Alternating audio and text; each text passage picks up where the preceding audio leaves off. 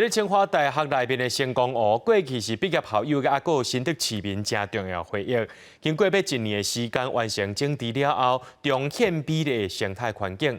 8月25早起，学校除了规划生态导览以外，佫利用这校园内面的老树啊、甲茶枯，甲这拢变作是医疗啊，互因废弃物再利用。那第一个是不是有印象？是那个云状剥落的树皮。 清华大学学生向大家绍介校园内树木的特性，每一个囡仔拢真认真咧听。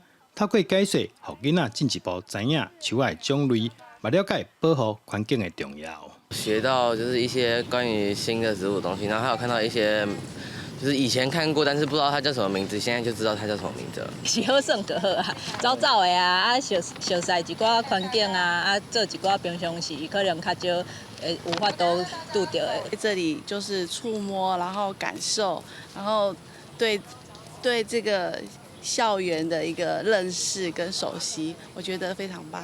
导览结束了后，大家来到教室，拣好家己介意的茶枯，准备 DIY 做医疗。大家使用的材料拢是校园内底老化也是破病扯落来的树啊。清华的校园非常漂亮，很多的树木，但树木它们常常也是会老了，或者有些会有病啊，会倾倒。那这些倾倒的树木，我们都把它储存起来，然后做各种的用途。比如说，我们从这些树木，那么今天呢，就拿来木工来使用。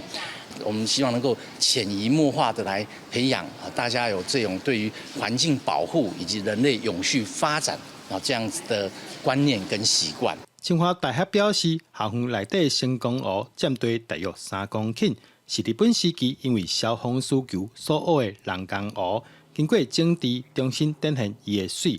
透过举办活动，除了让囡仔学到木工的技术，甲废茶再利用，也希望囡仔建立永续的观念。记者刘君豪，新竹报道。